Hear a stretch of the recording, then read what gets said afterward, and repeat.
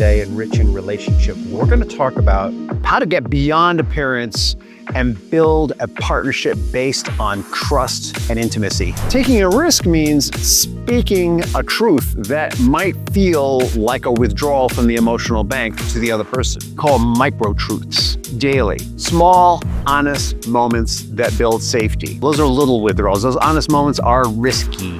Honesty, when it's done in a caring way, creates energy. It creates an opening for something to happen. Dropping your mask, that is the most courageous act of love that you can do. Welcome to another episode of Rich in Relationship. And today we're talking about dropping the performance, marriage beyond appearance. And this is a piece of the building a real partnership group that we started last episode. Go back to the last episode if you want to learn more about this. But this is a key piece. In the last episode, we described how during the holidays, it's really easy to get stuck on appearances. And what's really important is partnership. Well, in this episode, we're going to talk about how do you do that? We act fine around friends, but when we're alone, we barely talk. How do we stop pretending everything's okay? And so what makes this episode different than last episode is our good friends Brad and Gwen in the last episode were really worried about how they looked in front of their in-laws. Now we're talking about how Brad and Gwen, who are make-believe people that we just keep referring to because we protect the confidentiality of our clients here in Rich in Relationship. We're going to talk about how they seem to be acting okay, not successful, but their relationship seems okay around their friends, but one-on-one, not so much. So that listener asks, we act fine around our friends, but when we're alone, we barely talk. How do we stop pretending everything's okay? How do we stop pretending everything's okay? Well, the tried and not so positive way to do it is to just say, everything's not okay, and it's all your fault. Been there, done that, and we all know how well that works. When we take a position of I'm right and you're wrong, even though it feels like I'm winning, I'm losing.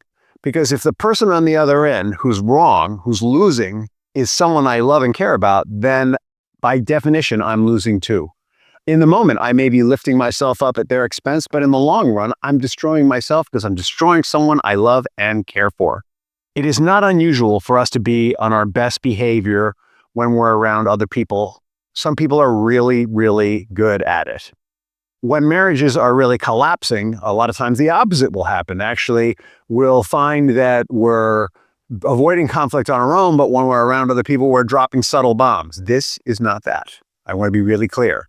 This is about just always singing and dancing. You know what the best example of this is? I've been watching The Diplomat on Netflix, and they perform really well together in public for the most part, except when the fallacy of their perfect marriage is exposed, and then things kind of fall apart.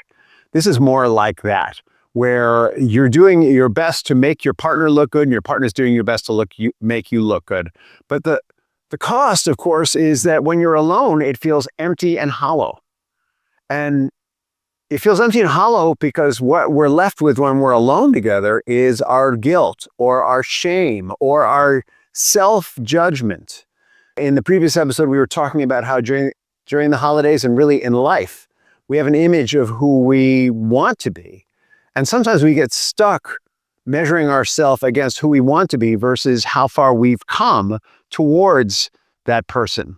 What that is called is focusing on the gap instead of focusing on the gain. There's a whole book about it, The Gap and the Gain, right? The gap is the gap between your idealized self and where you are now. The gain is how far you've come in becoming that person, how much more ego strength you have. Ego strength meaning your ability to manage your inner self and have inner harmony. Your ability to self-regulate even when you're feeling a little reactive, it isn't coming out and you have ways of managing that, right? When you look at the gain where you were, I'll just talk about me. When I look at the gain of where I was to where I am, oh my God, I am probably beyond the best self I ever imagined when I was in my 20s. But the thing is that the best self we imagine changes as we move forward. And so if we're always focusing on that gap, we always feel inadequate. And Brad and Gwen were in that place. They came to Rich in Relationship realizing that real healing begins when pretending stops. When you stop pretending that you're the best couple you could be because you're ashamed and guilty that you're farthest thing from it when you look at where you want to be in your partnership. Brad realized that he had become addicted to normal, what normal looks like. Gwen admitted she stopped bringing up hard topics because she feared rocking the boat. They watched some television together. They kept a clean and orderly household. Their bills were paid. But the emotional bank that we've talked about in previous episodes, they weren't feeding into that as well as they could. Or maybe they were feeding into it in little ways, but they were so afraid of making a withdrawal for the sake of rapid expansion that there wasn't much happening. It was like self-maintaining. And hey, this is a really important principle, guys. You need to get this. Right? The emotional bank concept. I'm always telling you, you want to keep growing your money in the emotional bank. Well, if you want a high interest CD bearing account in the emotional bank, you got to be willing to take a risk every now and then. Taking a risk means speaking a truth that might feel like a withdrawal from the emotional bank to the other person. Or it might mean receiving a truth that might feel like a withdrawal to you. Because sometimes processing what feels like a withdrawal is what yields the greatest growth in the long run. Sometimes we got to take a hit, is what I'm telling you. With Brad and Gwen, we used an authenticity audit where couples identify where they're performing instead of participating. Step 1 is name the circumstances where you act okay. Well, they always acted okay in front of their family. They always acted okay in front of work associates. They acted okay in front of some of their oldest friends who were kind of wondering what was going on because they'd known them a long time. Next, they shared what they were really feeling and needing instead. What they were really feeling in front of their parents was inadequate, insecure, not enough. What they were really feeling around their work associates was they were afraid that these people would find out who they really were, and it might upend their ability to earn money. What they were feeling around their oldest friends was they can't find out that we're feeling all these things. They need to think that we've finally achieved the perfect relationship. We've done all this work on ourselves. Then they practice what we call microtruths daily. Small, honest moments that build safety. Right? So that's not a big withdrawal. Those are little withdrawals. Those honest moments are risky. Small honest moment might be, hey, when I make the bed and then you come behind me and straighten it out, I feel a little unappreciated and criticized when you do that.